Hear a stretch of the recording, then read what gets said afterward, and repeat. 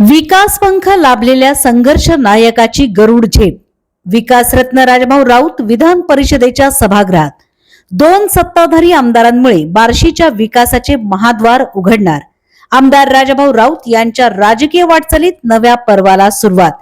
विधानसभेच्या पराभवानंतर जिद्दी राऊतांनी पटकावली आमदारकी.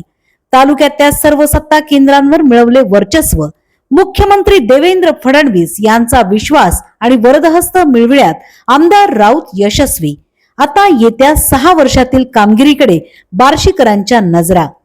तकदीर बनाने वाले तूने कमी ना की, किसी को क्या मिला ये तो मुकद्दर की बात है. नमस्कार, मी नीता देव. आपण पाहत आहात बार्शी टुडे YouTube चॅनल.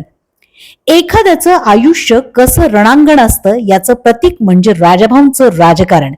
या संघर्ष योद्ध्याने 1996 साली बार्शी शहरातल्या गांधी शॉपिंग सेंटर जवळ पहिली जाहीर सभा घेतली आणि त्या सभेत विरोधकांना दिलेलं आव्हान आजपर्यंत कायम ठेवलं.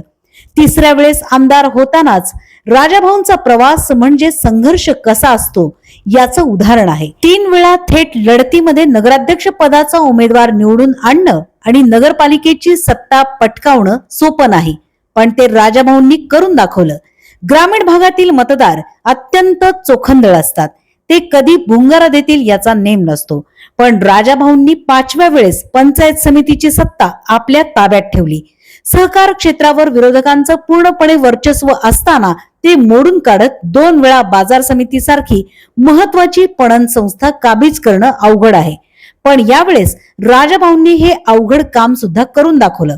विशेष म्हणजे पैकीच्या पैकी जागा जिंकून राजाभाऊंनी आपली ताकद सिद्ध केली. पण त्यापेक्षा कठीण ध्येय पुढे होतं. विधान परिषदेच्या निवडणुकीत सोलापूर मतदारसंघात भाजपाकडून आपापल्या क्षेत्रात अनेक वर्ष काम करणाऱ्या दिग्गज सहकाऱ्यांचा या उमेदवारीकडे डोळा होता. पण भगवंताच्या देवळात मुख्यमंत्री देवेंद्र फडणवीस यांनी राजाभाऊंना राजकीय भविष्य आहे अशी भविष्यवाणी उच्चारली आणि सामर्थ्यशाली नेता जेव्हा शब्द देतो तेव्हा तो शब्द कसा खरा ठरतो याचा प्रत्यय बार्शीकरांना आला. मोठ्या शर्यतीमधून राजाभाऊंनी विधान परिषदेची उमेदवारी मिळवली आणि एकतर्फी विजय मिळवला.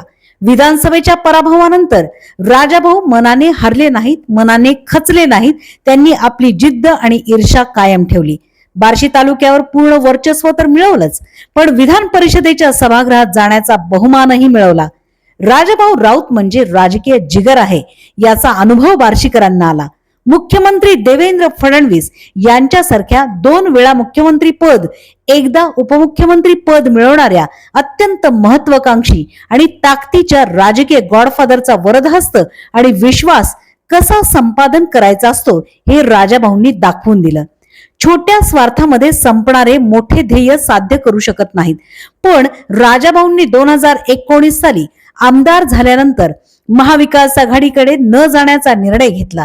ते भाजपाच्या पाठीशी ठामपणे राहिले. याचं फळ त्यांना फडणवीस उपमुख्यमंत्री झाल्यानंतर मिळालं.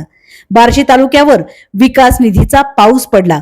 त्यामुळे 2017 ते 2026 हा जवळपास त्यांचा प्रवास राजाभाऊंना भाजपा निष्ठेचे फळ देणारा ठरलाय. आता विधान परिषदेच्या सभागृहात त्यांचं पाऊल पडलंय. या बुद्धिमंतांच्या सभागृहात त्यांना आपली नव्याने ओळख निर्माण करावी लागेल. या भगवंत भक्ताच्या माध्यमातून बार्शीचा तीर्थक्षेत्र विकास आराखडा मंजूर व्हावा हीच बार्शीकरांची अपेक्षा आहे. आपल्या भावी कारकिर्दीला बार्शी टुडेच्या वतीने हार्दिक शुभेच्छा. धन्यवाद.